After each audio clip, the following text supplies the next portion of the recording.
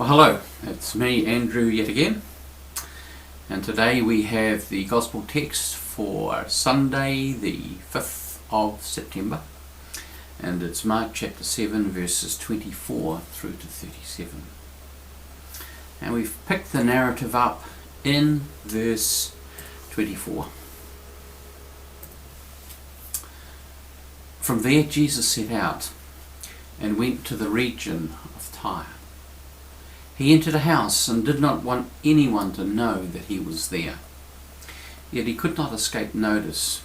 But a woman whose little daughter had an unclean spirit immediately heard about him, and she came and bowed down at his feet. Now the woman was a Gentile of Syrophoenician origin. She begged him to cast the demon out of her daughter. He said to her, "Let the children be fed first, for it's not fair to take the children's food and throw it to the dogs." But she answered him, "Sir, even the dogs under the table eat the children's crumbs." Then he said to her, "For saying that, you may go. The demon has left your daughter." So she went home, found the child lying on the bed, and the demon gone. Then he returned from the region of Tyre and went by way of Sidon toward the Sea of Galilee, in the region of the Decapolis. They brought to him a deaf man who had an impediment in his speech, and they begged him to lay his hands on him. He took him aside in private, away from the crowd, and put his fingers into his ears, and he spat and touched his tongue. Then looking up to heaven, he sighed and said to him, "Ephphatha," that is, be opened. And immediately his ears were opened, his tongue was released, and he spoke plainly. Then Jesus ordered them to tell no one, but the more he ordered them, the more zealously they proclaimed it. They were astounded beyond measure, saying, "He has done everything well. He makes the deaf to hear and the mute to speak."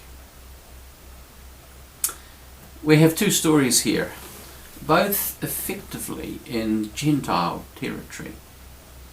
The first occurs in Tyre, which is up the Phoenician coast, populated largely by Greek-speaking Gentiles, not Jewish. There'll be a smattering of Jews there, but it's a predominantly Gentile area. And we're told that Jesus basically wanted to be anonymous. We're not told why. Perhaps he was simply looking for a holiday break. But no such luck. And it's here that he has an encounter with this Syrophoenician woman. The emphasis here is that she is not Jewish, not a member of the covenant people. She's a foreigner, one whom reportedly the Jewish people of the day would refer to as a dog of the Gentiles. Now this sounds shocking to our ears. Even Jesus' response to her is, I think, somewhat shocking to the 21st century mind and sensibilities. But we need to understand it and its context and what it was like in the day of Jesus. In Matthew's account of the same story, Jesus is informed of the woman's pestering of the disciples for her to see Jesus. And his immediate response in that gospel is that, "I was sent only to the lost sheep of the house of Israel." Clearly, Jesus is focused. He's clear about the call on his life and the limits that are set around him. Yet we see in this story here that Jesus is having a broader vision laid before him. One of the themes I've been picking up over the last couple of years is based on Jesus' claim in John chapter 5 that he only does what he sees the Father doing. I've suggested that what the Father is doing is what is happening in his life, in the everyday, the ordinary, everyday circumstances in which Jesus finds himself, and the invitations to choose, to decide on a course of action that are being put before him. What are you going to do, Jesus? How are you going to respond to this situation, to this person? This is what the Father is doing. And it's up to Jesus to notice. This, I want to suggest, is true for all of us. This might reinforce the idea that he may have withdrawn to this area to get away from it all for a while. Surely this is downtime. There are few, if any, Jewish people here, so he can expect some time for rest and quiet reflection. He knows he's not going to be disturbed by having to do a whole lot of stuff. And then this persistent Gentile woman comes onto the scene. The disciples are clear that she has no claim on Jesus' time or energy. She does not belong. Please go away. Yet Jesus becomes alert to new possibilities. He's noticing what's happening. When he speaks to her, he references the priority he has for the people of Israel and suggests that he's not giving his energy to Gentile dogs. Ew. Jar. Yuck. Except he doesn't use the normally used word the Jewish people would use in this context. I've been helped here by the notes that are attached in the Amplified version of the Bible. This is what it says. Jews use kuon, dog, as a derogatory term referring to Gentiles. This dog, kuon, was a despised, filthy, homeless street scavenger. When speaking with this woman, Jesus uses a word for dog, kunarion, that refers to a household pet. The use of kunarios by both Jesus and the woman reflects the tenderness and spiritual depth of this exchange. Interesting, eh? And the woman immediately picks up on the word that Jesus has used, recognizing it as a pathway in to get what she's come for. She's not offended. She's hopeful and gently and boldly pushes back to secure what she's after, healing for her daughter, and the gift becomes hers. There is a shift here for Jesus.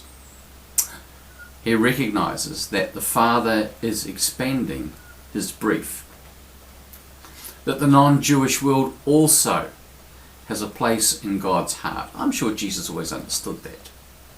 That's you and me. Jesus is open to our petitions. As I've already said, we see how problematic this is for the disciples. They simply want Jesus to send her away. In their minds, she has no claim on Jesus or on any of them. She is other. She can expect no consideration, no help. She needs to crawl back into a hole. She's simply a nuisance. It's important to acknowledge that Jesus is also a product of his culture. Yet he is recognizing an invitation to step beyond it, which somewhat tentatively, it seems to me, he does. This is later in Jesus' earthly ministry, and we see the shift become full-blown as the resurrected Christ commissions his disciples in Matthew chapter 28.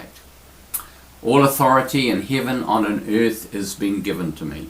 Go therefore and make disciples of all nations, baptizing them in the name of the Father and of the Son and of the Holy Spirit, and teaching them to obey everything that I've commanded you. And remember, I am with you always to the end of the age. This is a long way from it's not fair to take the children's food and throw it to the dogs. And yet we discovered even later on that the disciples have failed to grasp this. We see the ultimate picture of it in Acts chapter 10. The story of Cornelius the centurion, who is a God-fearing Gentile to whom Peter is sent to bring the word, the good news about Jesus. This event happens some 7 years, it's estimated, after the death, resurrection, ascension and of Jesus and the start of the Christian church at Pentecost that year. 7 years have passed, and although the disciples have spread out, they have yet to actively reach one non-Jewish, purely Gentile person to introduce them to Jesus. And it sets up for furore. Peter is called to account by the Jerusalem Council, this early band of apostles based at Jerusalem, call Peter to account for actually having gone to somebody who's not Jewish with the good news about Jesus.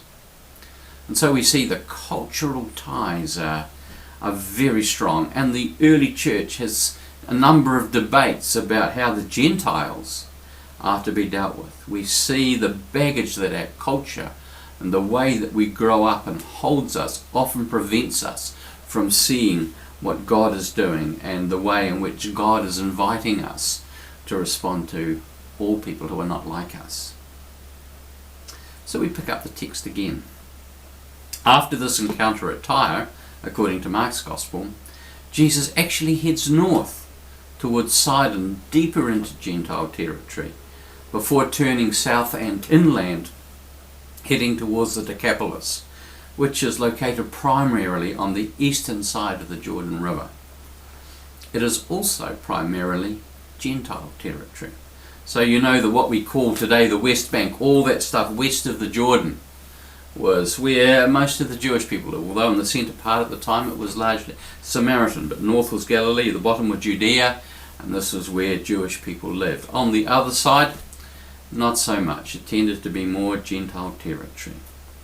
And the Decapolis was the name of this large region on the east bank in what is modern day Jordan, where there were 10 cities. That's what it means. The Decapolis is a name for 10 cities.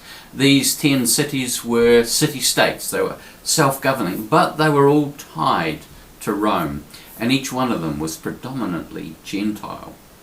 So Jesus, having been in this Gentile territory up on the coast, at the north, works his way back and inland above Lake Galilee and down into the Decapolis on the east, again into predominantly Gentile territory.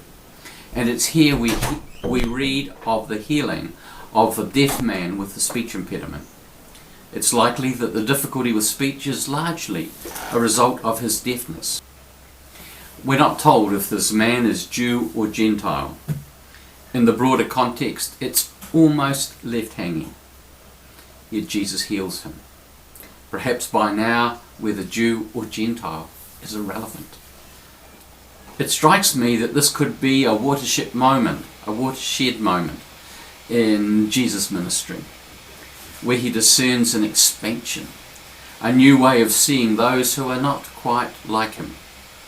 It also strikes me that there is an invitation here for each of us. There is a tendency within us to see ourselves as specially favoured, especially loved, and others who are not like us as not so much. Perhaps not favoured or loved by God at all, in fact. People who don't share our same cultural or subcultural understandings. People who look different, behave differently, live and believe differently from us.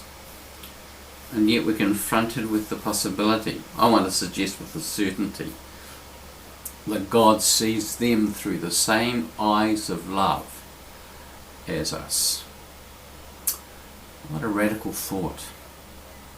What might change if I recognise that everybody that I meet, everybody that I encounter, even the people that I find most difficult, are as loved by God as I am. God bless you.